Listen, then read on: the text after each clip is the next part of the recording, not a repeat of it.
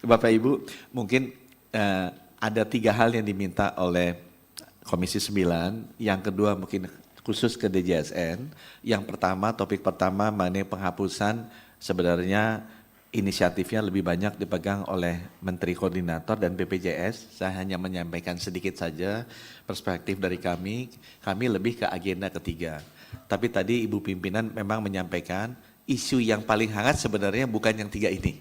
Isu yang paling hangat adalah mengenai PBI yang direalokasi desilnya.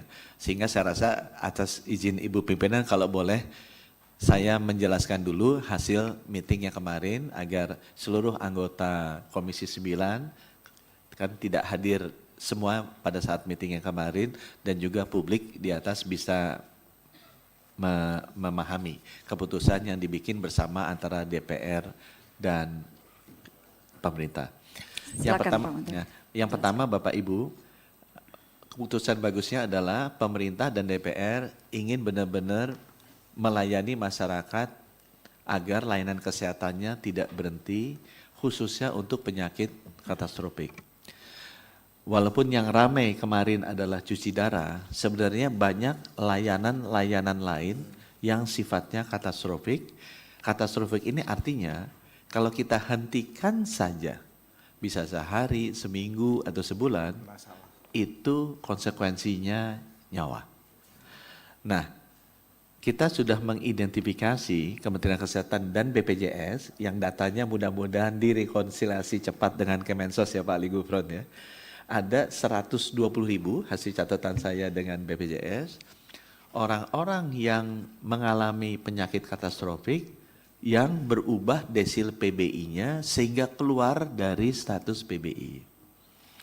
Salah satunya sekitar 20 ribuan ini adalah pasien cuci darah. Tapi ada juga puluhan ribu yang pasien stroke dan jantung. Ini kan yang setiap hari harus minum obat, kemudian ada treatment-treatment yang tidak boleh berhenti. Ada juga puluhan ribu pasien kanker. Karena kita pahami kemoterapi itu kalau jalan juga kan jangka panjang dan seminggu pasti ada sekali atau 2 kali mesti dilakukan. Itu juga tidak boleh berhenti. Pasien kanker yang sedang menjalani radioterapi, yang kadang-kadang harus setiap hari jalan tergantung dari siklusnya, cycle-nya. Itu juga tidak boleh berhenti. Anak-anak kita yang terkena thalassemia, yang harus selalu di transfusi darah, itu kalau berhenti juga bisa mengakibatkan fatalitas. Nah, 120.000 pasien-pasien katastrofis ini sudah disetujui oleh pemerintah dan DPR akan segera direaktivasi kembali PBI-nya melalui SK Kementerian Sosial. Sehingga dengan demikian mereka akan langsung tetap bisa datang ke seluruh fasilitas kesehatan dan bisa menerima layanannya dan fasilitas kesehatannya dibayari oleh pemerintah. Di Kemenkes sendiri kita sudah bertindak cepat pagi ini ya, hari ini, apa sudah keluar ya Pak Ajay? Hari ini kita sudah mengeluarkan surat ke seluruh rumah sakit bahwa untuk layanan-layanan katastrofis yang BPJS keluarkan 120.000, bagi peserta PBI yang kemudian pindah keluar dari PBI itu harus dilayani. Jadi kita keluarkan suratnya hari ini. Sekarang saya pribadi akan sudah minta Pak Sekjennya, saya juga sekarang sedang meeting agar Kemensos kalau bisa mengeluarkan juga SK Kemensos agar orang-orang yang 120.000 pasien katastrofis ini rumah sakit tidak usah khawatir bahwa tidak akan diganti pembayarannya. Karena dia tetap iuran BPJS-nya akan dibayarkan oleh pemerintah melalui Kementerian Sosial. Jadi itu adalah keputusan yang menurut saya paling penting, berdampak langsung ke masyarakat dan sifatnya bisa segera berjalan. Karena kami di Kementerian Kesehatan saya rasa sama seperti Komisi 9, fokus kita nggak mau layanan kesehatan terutama bagi masyarakat kita yang beresiko wafat ini berhenti sehari pun. Itu kita sama.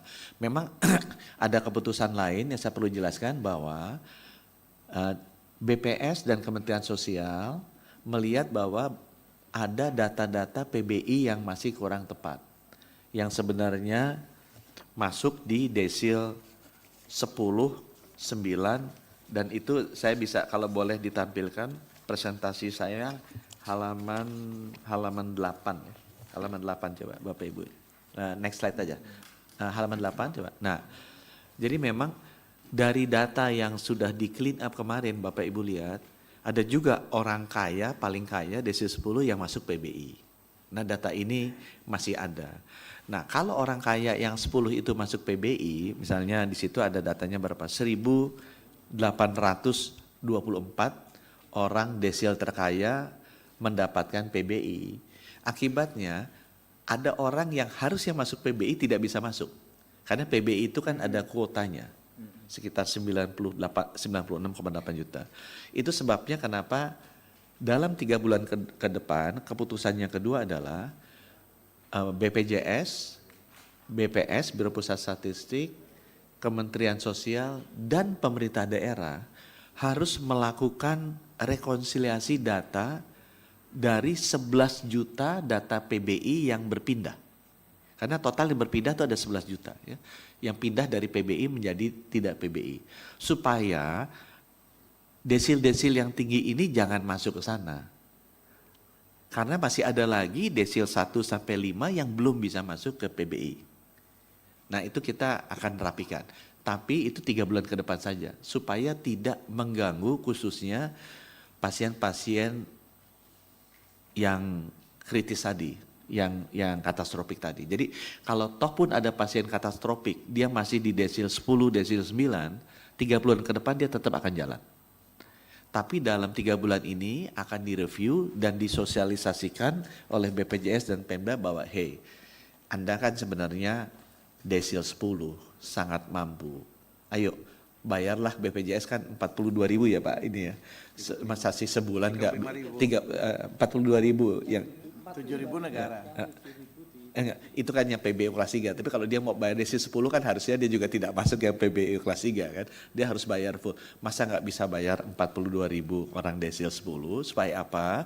Supaya kursinya dia bisa diisi oleh teman-teman yang benar-benar tidak mampu. Nah ini akan dilakukan dalam 3 bulan ke depan dan ini adalah salah satu keputusan dari rapat kemarin. Buat Bapak Ibu dari Komisi 9 yang juga ada duduk di Badan Anggaran, sebenarnya nggak usah terlalu khawatir. Dari 120.000 yang penyakit katatropis tadi, kalau direaktivasi, kan sebulannya pemerintah hanya keluarkan uang 42.000 kali 120.000, sekitar 5 miliaran lah. Jadi additional biaya yang harus dikeluarkan oleh pemerintah melalui Kemensos, Kemenkes ke BPJS itu kira-kira kalau 3 bulan kan 15 miliar. Jadi nggak terlalu besar demi dibandingkan dengan 120.000 masyarakat yang kalau berhenti seminggu aja resikonya udah kematian. Itu landasan keputusan kemarin ya. Jadi keputusan pertama langsung reaktivasi otomatis dari kantor pusat, nggak usah datang kemana-mana untuk yang penyakit katastrofis 120.000. Yang kedua, sambil itu ada waktu 3 bulan, kita review kembali. Sehingga kita bisa menghimbau teman-teman yang masuk di PBI tapi sebenarnya desilnya desil 10, kita akan jelaskan. Yuk teman-teman, Bapak kan bisalah keluarin 42.000 sebulan supaya kursinya itu bisa diisi dengan orang-orang yang benar tidak mampu. Dan keputusan yang ketiga adalah kita setuju BPJS diberi waktu karena kadang-kadang tuh SK Kemenkos keluarnya tuh 25 Januari berlaku 1 Februari. BPJS nggak punya waktu untuk menjelaskan. Nah kita minta kalau bisa dikasih waktu 1 bulan. Kalau SK-nya keluar 25 Januari berlakunya ya 1 Maret lah. Jadi teman-teman BPJS bisa tahu, oh ini ada orang yang pindah desil. Orang yang pindah desil ini perlu dikomunikasi, perlu disosialisasi, mungkin juga bisa salah, ya kitanya atau pemerintah daerah, Kemenkos bisa salah melihat, nah itu bisa kita reaktivasi kembali. Jadi punya waktu yang cukup untuk melakukan itu. Memang saya memberikan background juga ke Bapak Ibu, dulunya memang 3 bulan. Kenapa dirubah jadi sebulan? Karena ada temuan dari BPK. Waktu dilihat, Pak ini surat 25 Januari, yang orang ini harusnya keluar dari PBI. kalau Bapak baru reaktivasi Maret, artinya Februari ini Bapak bayarnya salah. Karena orang ini bisa aja meninggal, bisa aja di desil 10, kok masih dibayarin. Nanti biasanya Kemenkes disuruh narik uangnya kembali dari BPJS tuh. BPJS narik uangnya kembali dari rumah sakit sehingga akibatnya rame. Nah itu yang nanti kita akan bicarakan dengan BPK, kalau boleh yang masa transisi ini jangan melihat ini sebagai suatu kesalahan administratif, karena ini diperlukan untuk melakukan komunikasi, sosialisasi ke masyarakat. Nah itu adalah 3 keputusan penting Bapak Ibu yang saya rasa kami perlu update ke Komisi 9, karena Komisi 9 kan mesti menghadapi Bu Ketua, masyarakat. Silakan. Ini mumpung masih di tema ini dan masih ditampilkan grafik atau angka-angka ini, Pak Menteri ada datanya tidak dari 120.000 pasien penyakit katastrofik itu setelah direalokasi masuk di desil berapa rata-rata? Data itu ada di BPJS, Pak Wakil Ketua, nanti BPJS nanti bisa menjelaskan. Ada di BPJS. Yang saya dapat adalah 120.000 data itu penyakitnya apa saja. Tapi data itu memang ada di BPJS. Sebelum lanjut, dari Kepala Badan, kami mungkin minta kami minta data yang 120.000 itu ada di mana saja mereka. Dan karena kami pengen tahu di rumah sakit kementerian ada berapa banyak rumah sakit daerah dan lain sebagainya. Apakah sesuai atau bahkan tidak sesuai, Pak. Jadi kami biar saling membantu gitu. Karena kami di lapangan kami melihat langsung bagaimana mereka bahkan dengan kejadian ada yang harus diteruskan cuci darahnya Pak Menteri, mereka ambil alih untuk bayar sendiri dengan jual aset yang ada. Jadi ini juga menjadi penting bagi kami untuk meminta data 120.000 itu ada di kabupaten kota mana di 514 kabupaten. Mungkin itu yang menjadi penting bagi kami. Mungkin sebentar. Ibu Ketua izin ya, tambahan. Silakan. Ya, memang bukan ranahnya Pak Menkes ya, tapi karena mewakili pemerintah mungkin bisa sekaligus dijelaskan. Ini supaya masyarakat juga lebih paham. Desil 1 sampai 10 itu definisinya apa sih Pak? Ya, artinya penghasilan berapa? Masyarakat itu penghasilan berapa yang dikategorikan desil 5, desil 6 ya, sehingga tidak lagi mendapatkan bantuan dari pemerintah.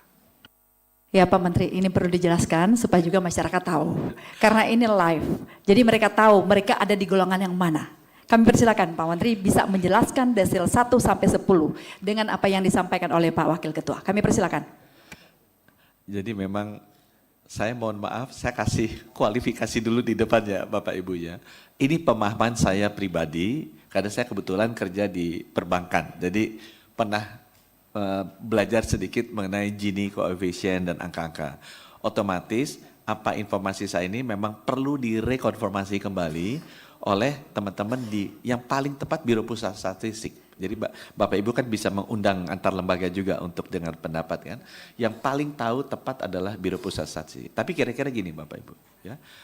Itu ada 2 chart, satu adalah pendapatan, satu adalah jumlah penduduknya. Desil ini adalah jumlah penduduk dibagi rata.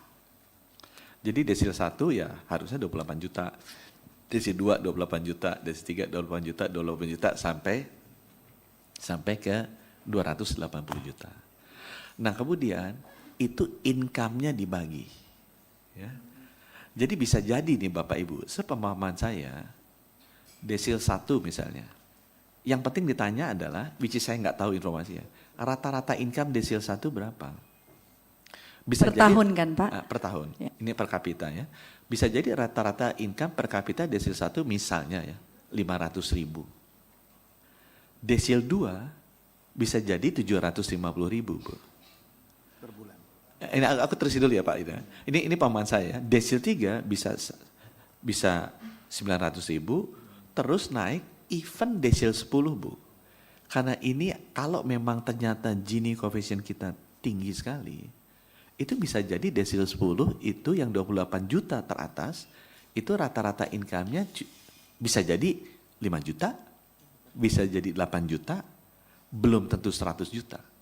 Tergantung berapa besar gap antara pendapatan terendah di desil 10 dengan pendapatan tertinggi di desil 10. Jadi kalau menjawab Pak Charles, saya mengerti arah pertanyaan Bapak kemana. Kemungkinan memang yang harus kita kasih mungkin nantinya bukan desil 5 itu selesai. Mungkin ada orang di desil 6, desil 7 yang masih pendapatannya rendah. Tapi sekali lagi saya tutup dengan kualifikasi Bapak Ibu. Ini tadi Pak Charles saya sudah bilang kan, ini bukan tupoksinya saya, bukan dinas saya, tapi mungkin lebih tepat dipanggil ke BPS, Pak. BPS. Karena angka itu memang perlu kita pahami bersama. Izin Bu Ketua. Jadi kenapa Silakan. saya tanyakan di sini, masa sebagai perwakilan pemerintah, Pak Menkes tidak punya gambaran masyarakat dengan penghasilan berapa saat ini yang dikategorikan sudah di desil 6 dan tidak lagi mendapatkan bantuan. Ini supaya jelas nih Pak, supaya ini kan sekarang 270 juta rakyat Indonesia sedang menunggu. Ya, ada yang mungkin sudah lama tidak berobat, mau berobat tapi deg-degan juga, ini jangan-jangan gue kena nonaktif juga gitu.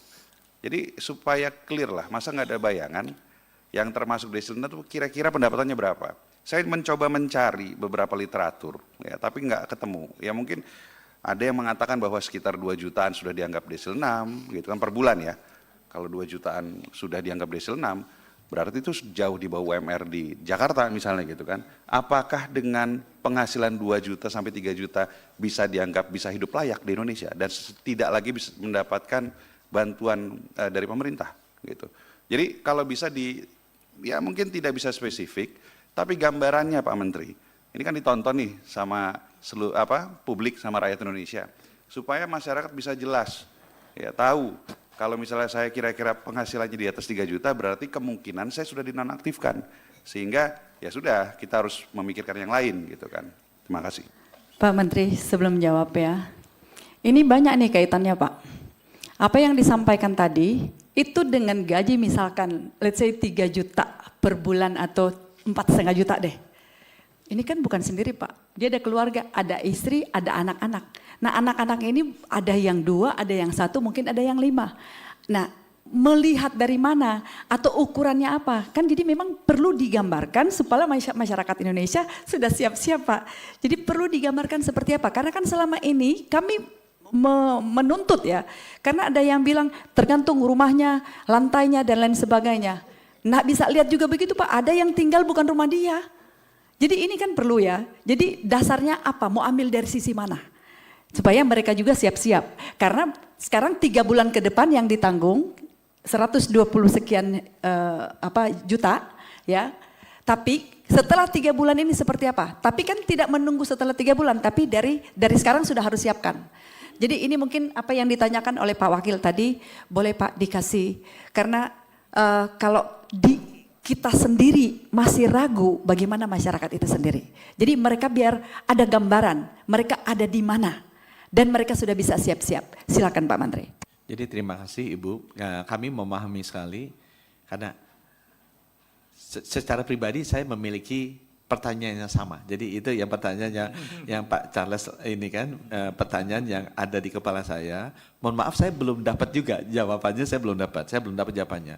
Tapi ini bagus untuk kita sama-sama mereview kembali berbasis informasi ini kan memang maksudnya gini, pemerintah dulu Bapak Ibu yang lebih parahnya definisi desil-desilnya ini berbeda-beda tergantung institusi.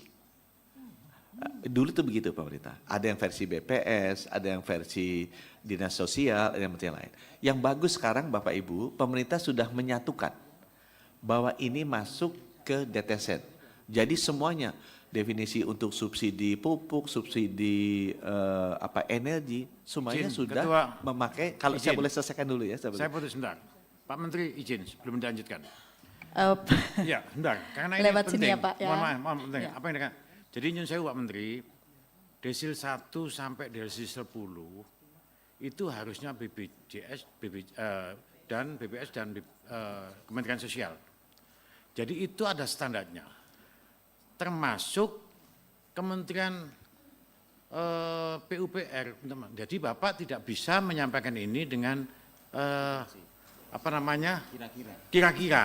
Lebih baik nggak usah dijawab Pak Menteri, karena pokoknya nanti di penjenengan. Nah, nanti aja, nanti keliru. Nah, setelah saya penjenengan nanti yang penjenengan sampaikan tadi, saya juga baca, nggak pas begitu. Nggak pas. Oleh sebab itu ini kewenangan Kementerian Sosial dan BPS. Karena apa? BPS pun juga begitu, mengambil data di lapangan juga begitu. Ada hal-hal yang memang tidak sama dengan pemerintah daerah. Oleh sebab itu Pak Menteri lebih baik nggak usah dijawab. Nanti daripada kita ke Pak Menteri semua. Terima kasih. Baik, berarti ini kita tinggal mungkin ke depan kita menyurat ke Komisi 8 sebentar, izin, untuk Bu minta Ketua. izin mengundang Menteri Sosial dan BPS dan yang terkait untuk bisa menjelaskan secara detail. Kalau begini ini nanti tanggung jawabnya lari kemana ini? Kan ini penting bagi masyarakat Bapak Ibu sekalian. Jadi kami akan mengundang, mudah-mudahan rapat ini sudah dilihat oleh teman-teman Komisi 8 supaya mereka juga silakan buat jadwal untuk mengundang mitra kerjanya. Dan ini perlu sesegera mungkin Pak Menteri agar kami berharap seluruh kabinet ini paham. Ya, supaya ketika ada pertanyaan seperti ini, masyarakat Indonesia ini tidak ragu-ragu. Kalau di internal kita ada ragu-ragu nih, membuat cemas Pak Menteri. Baik, lanjut Pak Menteri, kami persilakan. Ya. Ya, yang bisa Dah, Pak Heru. yang bisa saya sampaikan sini sebagai wakil pemerintah adalah Bapak Ibu, dulu data ini berbeda-beda tergantung dari kementerian lembaganya. Nah, yang sudah dilakukan pemerintah saat ini zamannya Pak Prabowo adalah kita menyatukan ini semua, Pak, di BPS. Sehingga semua data menggunakan data BPS yang namanya DTSEN. Ini menurut saya adalah pencapaian luar biasa. Bapak Presiden sudah menyatukan ini dan mendisiplinkan seluruh kementerian lembaga nggak boleh pakai datanya sendiri-sendiri. Ini data. Dan ini satu. Bahwa kemudian datanya seperti apa, kemudian masing-masing punya informasi yang masih agak berbeda, rekonsiliasinya seperti apa, itu memang terima kasih diingatkan, itu ada di BPS. Nah, BPS nanti Kementerian Sosial ambil, Kementerian Pertanian ambil, Kementerian SDM untuk subsidi energi ambil, memang lebih tepatnya ada di BPS.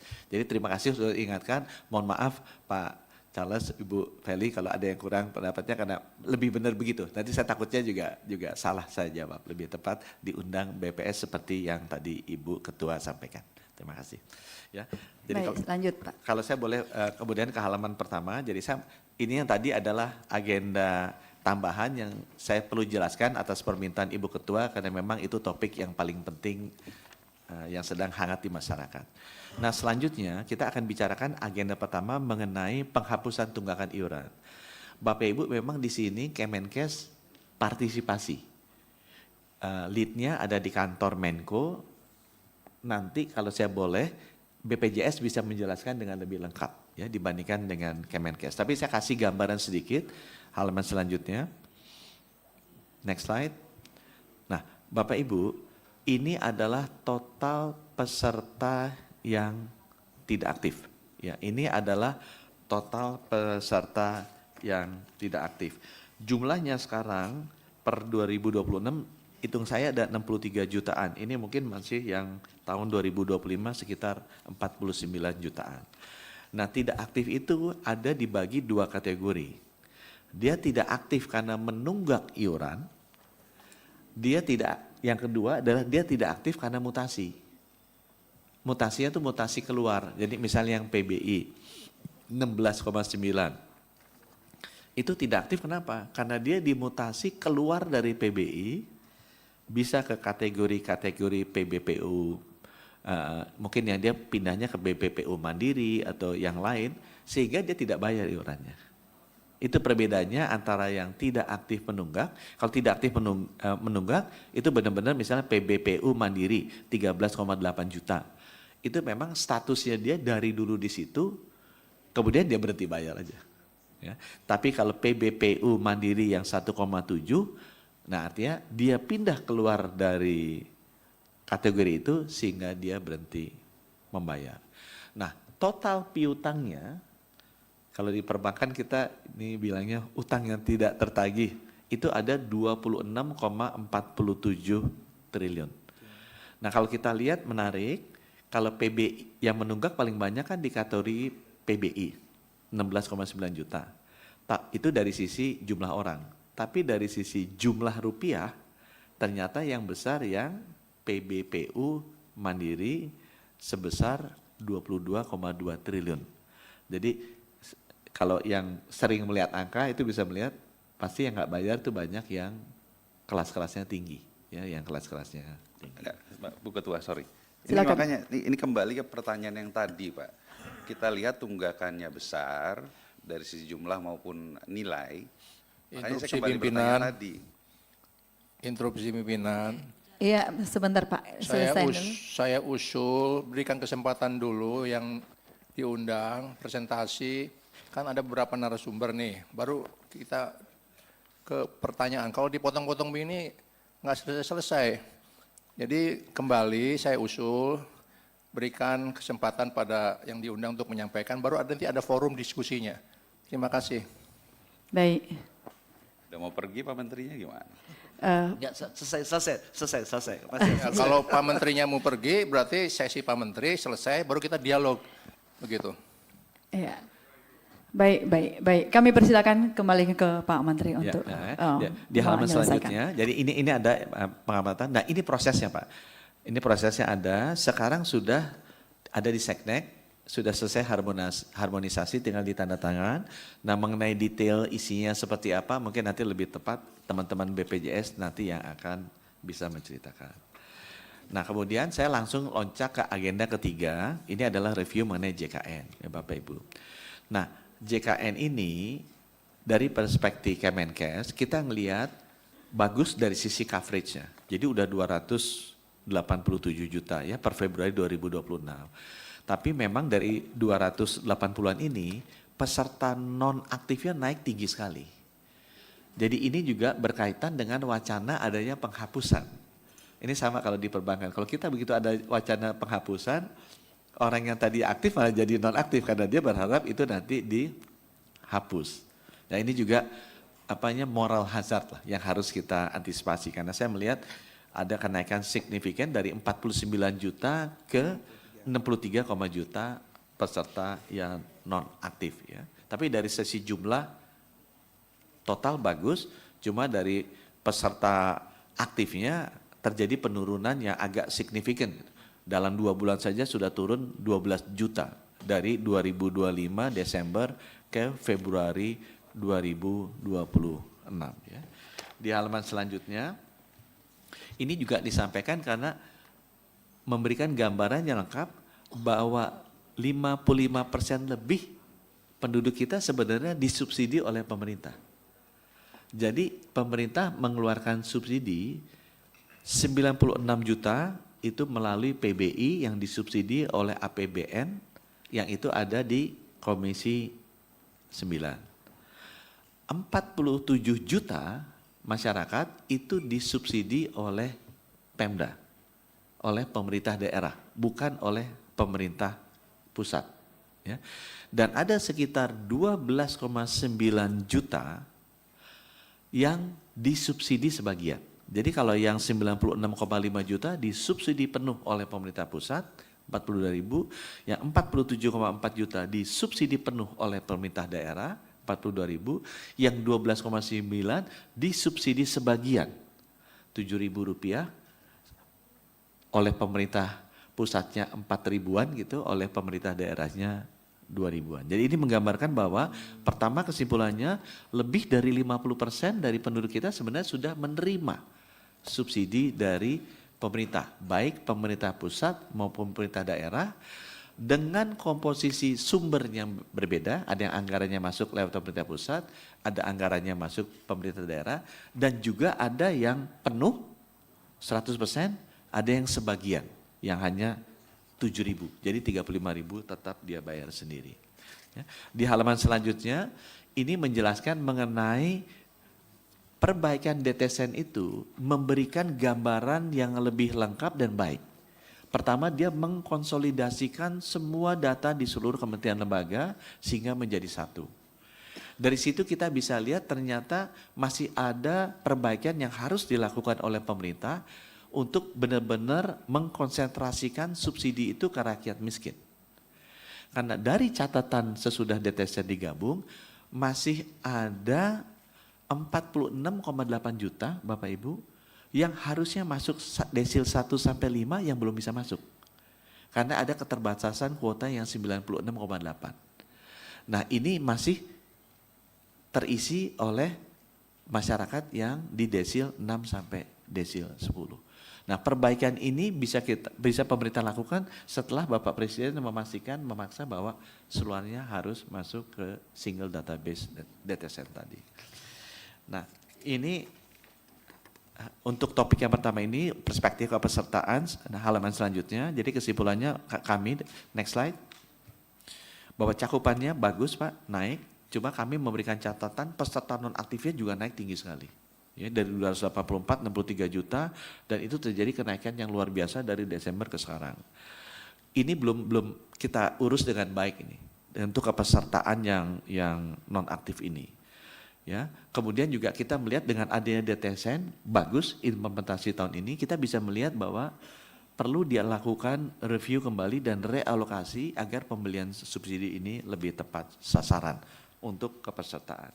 Nah, dari perspektif layanan ke halaman selanjutnya, ini kita melihat bahwa memang naik. Jadi di satu sisi bagus, lebih banyak masyarakat yang mendapatkan akses layanan JKN, ya, akses layanan JKN. Kita memberikan catatan bahwa masih konsentrasinya ke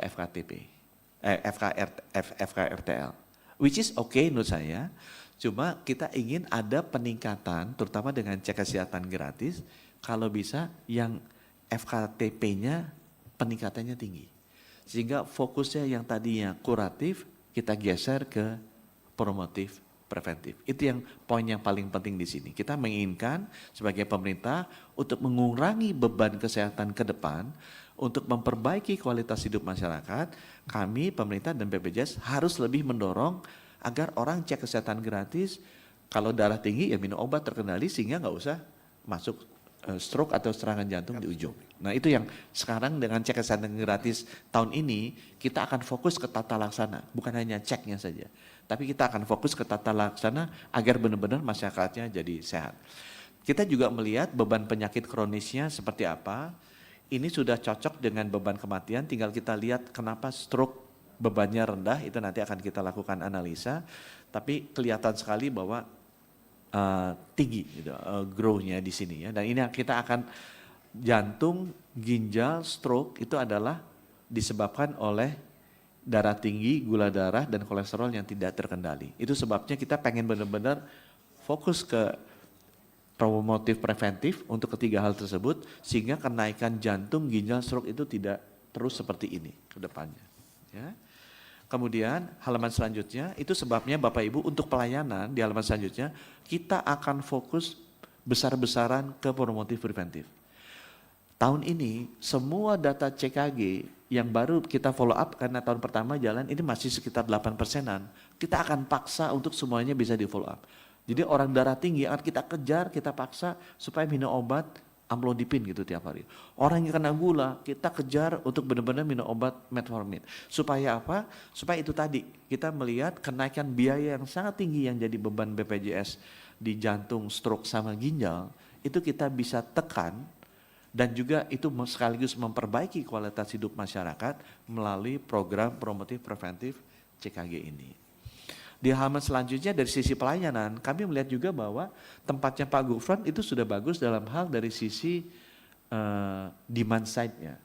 Nah sekarang kita lihat masih terjadi ketimpangan dari sisi supply side-nya, karena ini adalah tugas pemerintah untuk memastikan fasilitas layanannya siap. Karena kalau BPJS-nya semua udah bayar, tapi dia ke puskesmasnya nggak ada. Atau puskesmasnya tidak lengkap alat-alatnya, sama saja klaimnya tidak terjadi, bukan karena klaim tidak terjadi, karena memang fasilitasnya kurang lengkap.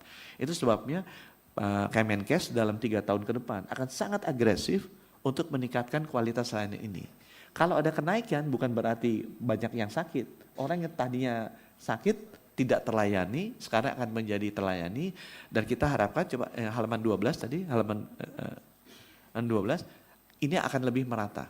Ya, ini adalah dari sisi pelayanan FKTP, layanan primer kita lihat Kalimantan Selatan, Maluku, Nusa Tenggara, Papua itu masih rendah sekali. Kita akan fokus ke sana untuk memperkuat layanan primernya. Kemudian layanan sekundernya ini lebih timpang lagi Bapak Ibu. Halaman selanjutnya. Jadi kalau ke rumah sakit, next slide. Bisa next slide? Next slide. Ini ya, nah ini ya. Nah, kita bisa lihat bahwa layanan rumah sakitnya itu jauh tertinggal sekali ya. Gapnya tuh masih sangat tinggi antara Jogja, Bali dengan even Sumatera Selatan ya. Kalimantan, Sulawesi Tenggara itu tertinggal sekali. Nah, itu yang sekarang nanti akan kita tingkatkan dengan distribusi mamografi, CT scan, cath lab, kemudian kemoterapi, hemodialisa ke seluruh daerah agar ketimpangan ini bisa kita kurangi. Ya. Jadi di halaman selanjutnya, dari sisi pelayanan kita melihat bahwa pelayanannya naik terus, dari sisi bagus, tapi kita ingin peningkatan pelayanan di puskesmas. Kenapa? Karena itu akan bisa mengurangi beban ke depan untuk penyakit-penyakit katastrofik. Yang kedua, meningkatkan kualitas hidup masyarakat agar jangan sakit dulu. Kita jaga agar mereka tetap sehat. Kemudian yang ini aku rasa yang terakhir mengenai perspektif keuangan. Next slide. Dari perspektif keuangan, yang saya rasakan memang BPJS ini bebannya akan naik terus. Ya, nanti kalau bisa ke halaman selanjutnya dulu deh, halaman 16 dulu. Ya. Ini yang kita mesti menjadikan perhatian bersama, karena kita tidak mau terulang lagi seperti dulu, walaupun ini merupakan keputusan ada faktor politisnya juga. Bahwa beban JKN itu gapnya makin besar dengan income-nya mereka. Tahun lalu itu sudah sampai hampir 20 triliun gapnya. Dan ini kalau semakin besar, itu akan mempersulit sustainability dari BPJS. Sehingga perlu kita mengadres ini secara fundamental memang. Tahun ini kita putuskan kita memberikan subsidi 20 triliun. Tapi kita memang mesti membahas dengan lebih rinci bagaimana mekanisme subsidi yang sifatnya temporer ini bisa kita rapikan secara fundamental. Ya, secara fundamental. Karena tetap kita lihat iuran BPJS yang 42.000 ini per orang per bulan, ini adalah harga yang luar biasa sangat baik. Even dibandingkan di negara-negara lain di seluruh dunia ya. Nah, kita masih mempertimbangkan sekali karena gap ini makin lama akan makin besar sejalan dengan menuanya populasi kita dan sejalan dengan makin tersedianya fasilitas kesehatan di seluruh Indonesia secara merata. Nah, kalau boleh mundur ke halaman 15, nah apa yang Kemenkes sudah lakukan bersama-sama dengan BPJS untuk memastikan ini bisa kita kurangi. Yang pertama kita lakukan sistem rujukan berbasis kompetensi. Ini nanti belum final datanya Bapak Ibu, tapi kita sudah melihat pilot project, kalau ini berbasis kompetensi itu sebenarnya mereduce biaya. Selain itu lebih baik buat pasien, ini mereduce biaya dari BPJS. Karena dia tadinya harus lakukan pemeriksaan dan treatment di 4 tempat, bisa direduce jadi 2 tempat. Jadi buat pasien itu lebih enak, lebih nyaman, karena nggak usah terlalu pindah-pindah. Tapi dari sisi BPJS ternyata kita buktikan bisa jauh lebih murah. Karena dia langsung masuk ke titik di mana dia bisa selesai perawatan. Tidak harus lompat-lompat karena mengikuti jalur rujukan. Kelas rawat inap standar kita harapkan juga bisa jalan, selain memperbaiki kualitas layanan, menstandarisasi harga, tarif layanan IDRD juga seperti itu, coordination benefit dengan asuransi swasta juga kita akan sudah jalan, kita akan galakan agar itu tadi, yang di desil-desil atas 789, itu kalau bisa mereka bisa terlayani dengan BPJS Plus, ya dengan BPJS Plus, sehingga porsi-porsi yang PBI yang di bawah benar-benar kita bisa berikan ke desil 1 sampai 5 masyarakat kita yang tadi masih ada 40 juta yang nggak bisa masuk ke desil 1 sampai 5.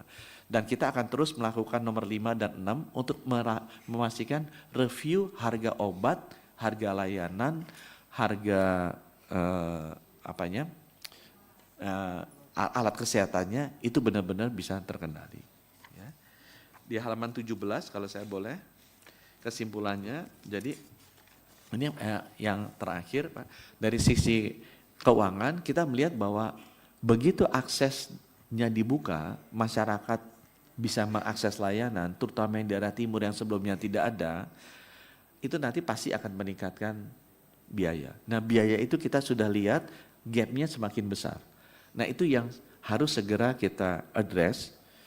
Tahun ini sudah diaddress dengan pemberian 20 triliun tambahan injeksi ya.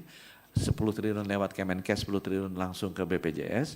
Tapi kita tahu harus ada yang lebih struktural yang kita lakukan karena kalau tidak itu akan membuat gapnya nanti semakin lama semakin besar ya. Dari kami mungkin demikian Bapak Ibu, terima kasih. Wassalamualaikum warahmatullahi wabarakatuh.